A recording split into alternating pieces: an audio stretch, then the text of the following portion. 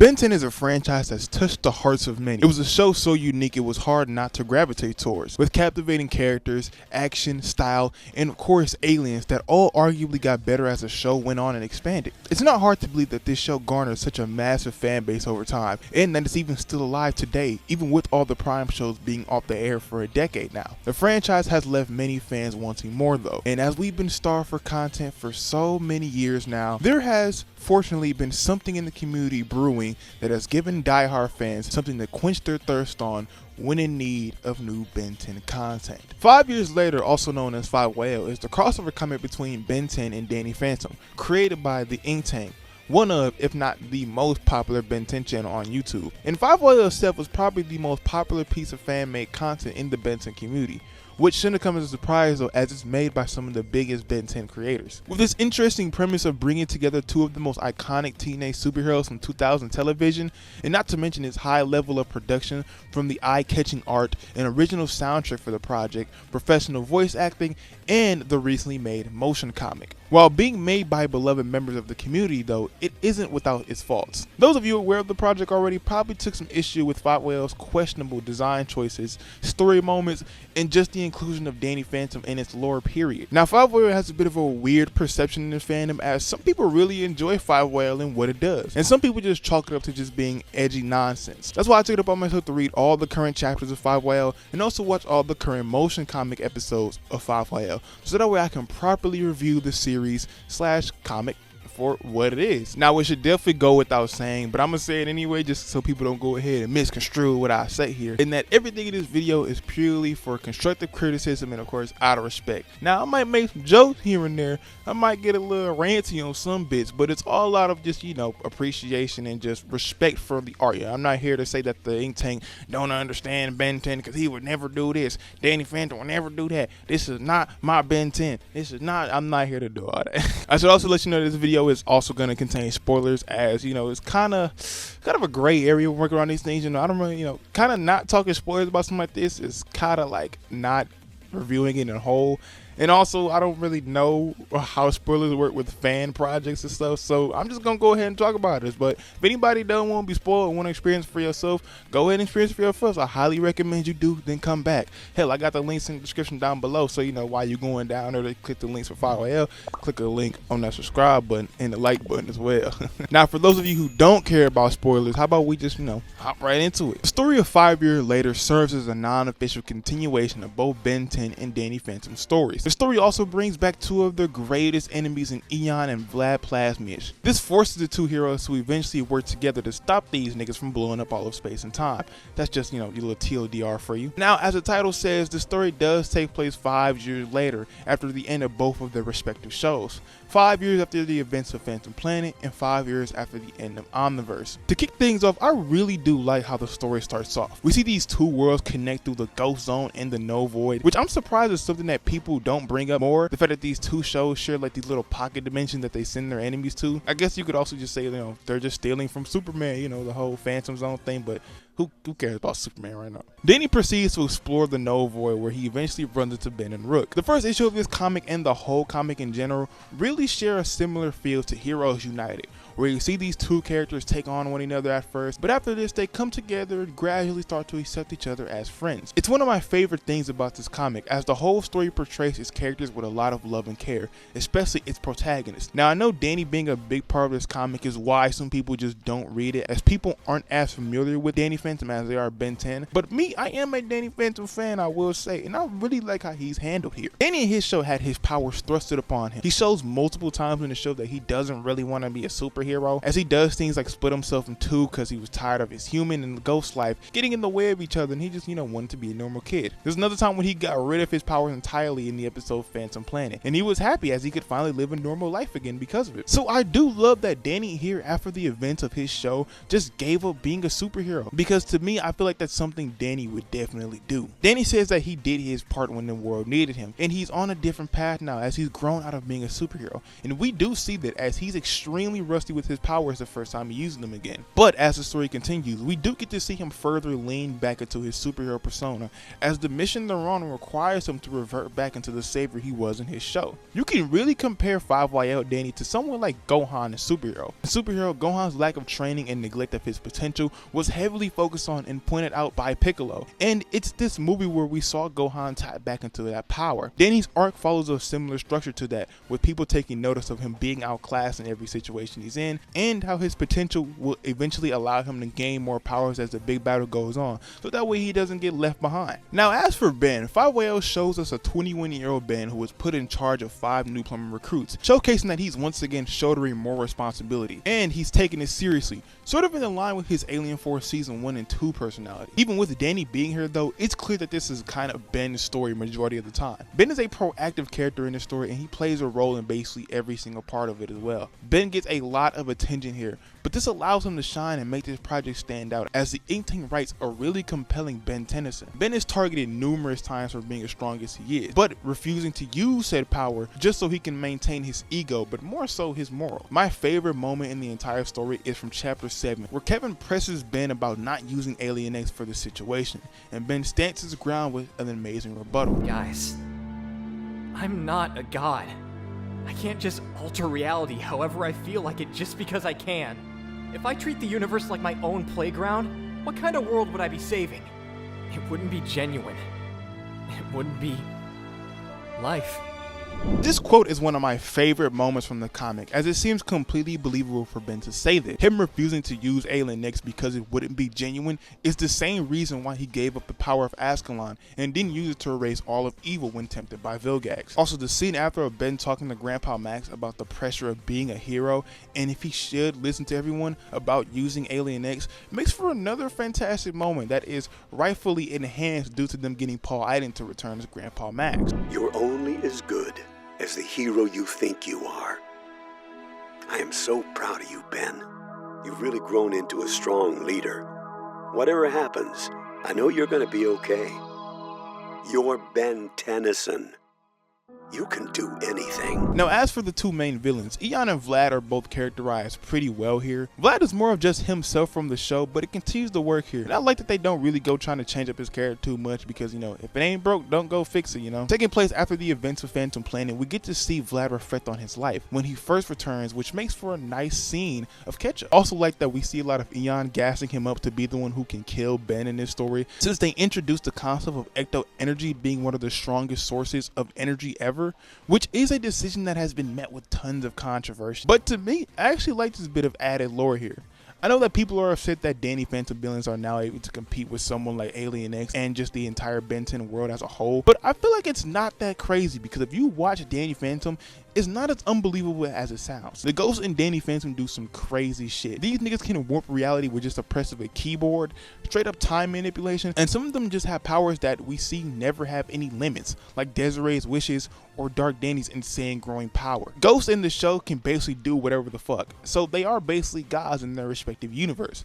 So them being able to go toe to toe with Ben's strongest alien makes sense to me, and it adds a much needed level of stakes, as we know that even Ben's trump card Alien X now has weaknesses. While I like the whole ecto energy plot point, what I love most about it though is that the discovery of it being the X factor against Alien X and just Ben's aliens in general is that it's discovered by Eon. 5YL changes Eon's lore, making him a bit different from the canon version. Instead of outright being an alternate version of Ben, 5YL makes it so his life is just intertwined with Ben, and he just takes notice of just how much Ben interferes with his plans. It all eventually makes Eon question if he might be a version of Ben Tennyson rather than it just being 100% confirmed, adding a bit of ambiguity to the situation. It's a change that I really prefer, as I never liked Eon being an alternate Ben, so it now being a mystery and something he just starts to assume is way more compelling to me. With this story having heavy focus on the multiverse and time travel, it all makes Eon an even more enjoyable character here due to how much knowledge he just has of it. There's a moment in the story where he and Vlad talk about going back in time and just killing Ben, but Eon says that Ben's origin is protected and practically makes it impossible to just go back and kill him. But since Eon has so much time,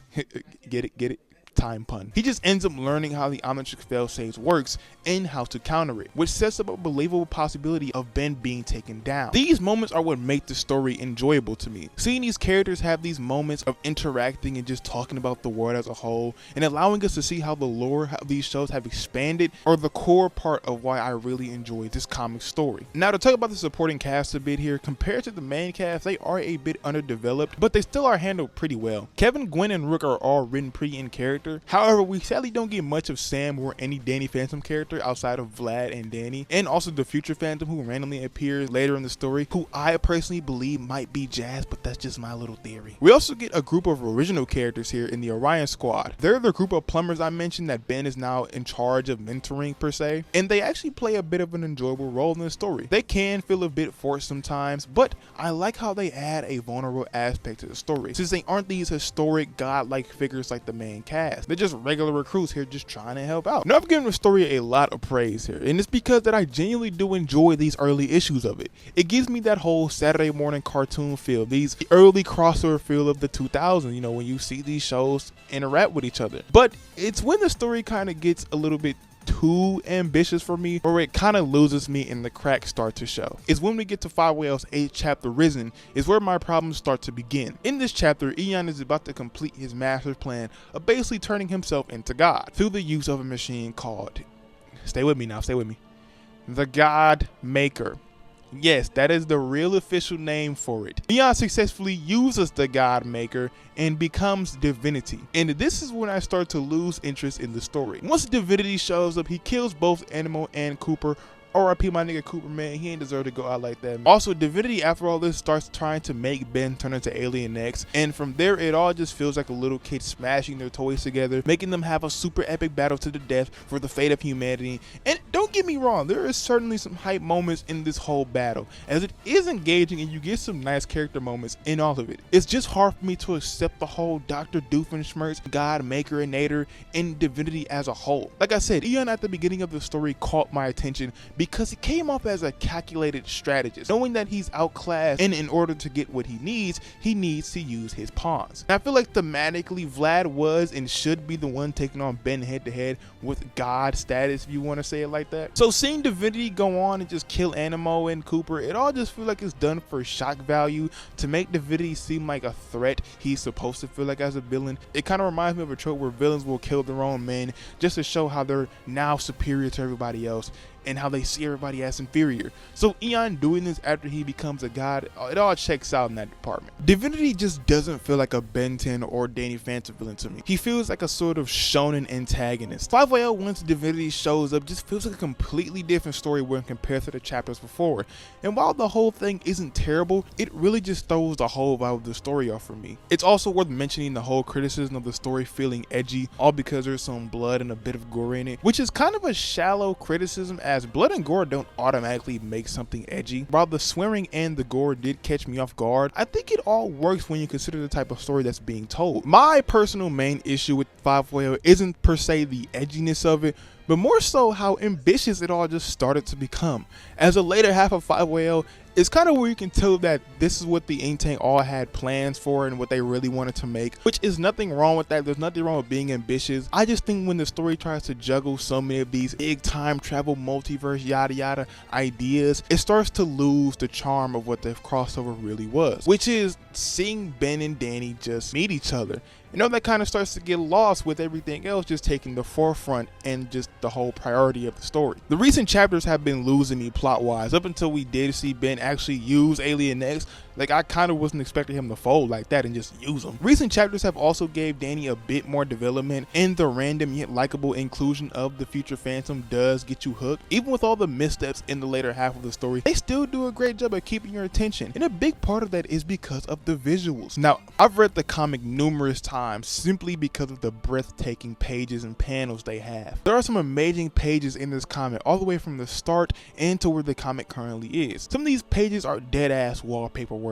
Even the first edition of these pages looked pretty damn good before the recalibrated event came along and made them look even better. The artwork in the comic is one of the first things I mention when giving reasons why someone should read it. Even though I'm not the biggest fan of how the story is in the latest issues, I can't lie and say I'm not a big fan of how quality the art is in those chapters. chapters. They use the large, crazy, epic scale of the battle to their advantage and make some epic and gorgeous pages out of it. The motion comic carries the same flair as the webcomic, but with some enhancements, of course, like the added sound effects, a whole intro, and much more to add to the immersion. They also shortened a lot of heavy dialogue in the webcomic in the motion comic, and this all makes the story a lot easier to digest, as the webcomic just had a lot, and I mean a lot of dialogue curving the screen at times, which can be overwhelming to some readers. So that was a very nice change. One criticism I do have against 5YL's visuals is one that I probably share with most people when it comes to 5YL criticism, as this is the biggest criticism that I'm sure 5YL gets, and it's about their character designs. 5YL designs have been criticized so much, and I'm sure you probably know where I'm going with this. And even though I like some redesigns, like Kevin's, like Gwen's, even Ghost Freak's is really cool, all the Orion Squad who have unique looks, and almost all the new aliens created for 5YL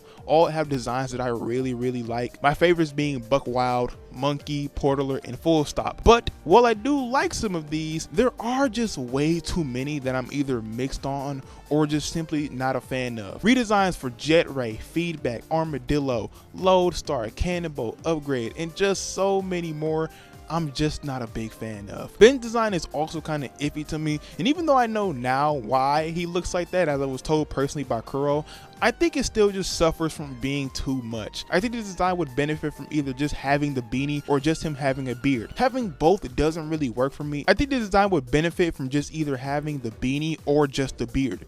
Having both doesn't really work for me. When you put this Ben design side by side with all the Canada designs, it really stands out, and not in a good way. As for Danny, his human and ghost form both look good. I really like his new suit, and it looks like a real evolution from his teenage jumpsuit. However, once he starts using his awakened powers, I tend to stop liking his look. His first form is alright, but his Fury and Frenzy form are way too much for me. They seem more monster than ghost. It's also why I dislike Ember's look, as she stops looking like a ghost and starts looking like a demon from the weirdest pits of hell. Divinity's design is also one that I just do not understand. If I told you that this was Eon, that this was supposed to be a Ben 10 villain, you would probably look at me as if I'm lying, as Divinity looks like he should be giving future Trunks hell, not Ben 10 and Danny Phantom. I wish Divinity just had more aspects from Eon's real design incorporated, maybe some added parts from Eon's suit and 5YL to his design, and I also just wish they did make his skin yellow. I mean, bro looks like Big Bird's edgy cousin. Now, at the end of the day, fan projects are usually made to entertain the fans of the community that they're usually made about, and I think it should go without saying that 5YL is pretty entertaining. Like I said, I am both a fan of Danny Phantom and Ben 10. So I'm basically getting the all-you-can-eat buffet here. However, if you want to read or watch this comic and you're just a fan of only one of these characters, you can still be really entertained here. They do a good job of catching you up to speed on their lore if you're unfamiliar with them, and also just make them entertaining characters that you don't really need to know the lore for you to really understand or like them. You can also tell that the people making this comic are super fans of these cartoons. There's a lot of nice Easter eggs in here for other shows. These cameos include Rex, Zack, XJ9, Tucker, Dib, and Jazz, I believe. One cameo I'm not a huge fan of though is Zim being here, as his inclusion I don't really like, as he doesn't really fit here to me. He feels like he's just here to showcase that the story includes all aspects of the two main characters' networks, and while it doesn't fully pull me out of the story, it's something I could just, do without. Like I mentioned before as well, the action is captivating in both comic and motion. Seeing Ben and Danny work together in battle never disappoints, whether it's a battle grounded on Earth or the Temporal Zone. The fights are always engaging, and also just seeing these characters either interact with each other again or for a first time is entertaining. From the interaction between Ben and Vlad, or when Danny has a talk with Rook. These moments, like I said, are the main reason you're reading this comic, and the team has a lot of fun with them. 5YL also has an amazing soundtrack, as both their original score and their remixes of old themes succeed at enhancing the mood of the scene is being played in. Gotta give a huge shout out to Noxie Mason, as he composed these tracks, and that brother was in the studio cooking.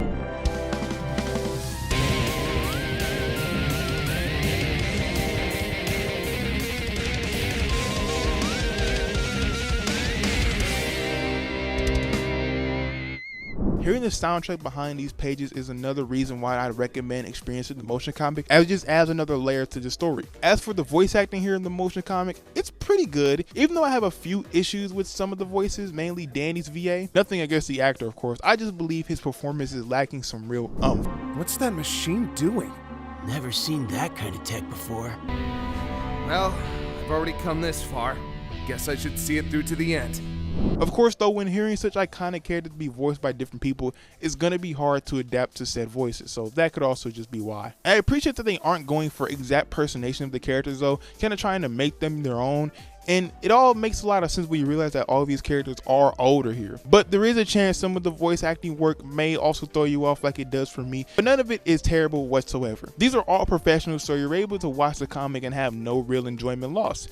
It's just something that may hurt you a bit. Realistically, if you're a fan of Ben 10 or Danny Phantom, or like I said, both, there's a very high probability you'll be entertained in some way with this comic. Even to the people who haven't seen either one of these shows, 5YL offers a lot of entertainment value outside of being a Ben 10 / Danny Phantom related project. There's a level of quality here you won't see from most fan stories. So people who just want to see a nice little story made by some fans will also get a kick out of it. I've seen people give this project a lot of praise, even saying the ink tank should work on official Ben 10 media due to how good their 5YL work is. And while I believe that's a bit far-fetched, those looking for a loose continuation of Ben 10 or Danny Phantom will potentially be really satisfied with what 5YL provides. There are some story moments for these characters that make you feel like these are the characters you grew up with, toppled with the grand scale action that can be a little too much at times, but never lacks in entertainment value. Of course though, this won't be for everybody.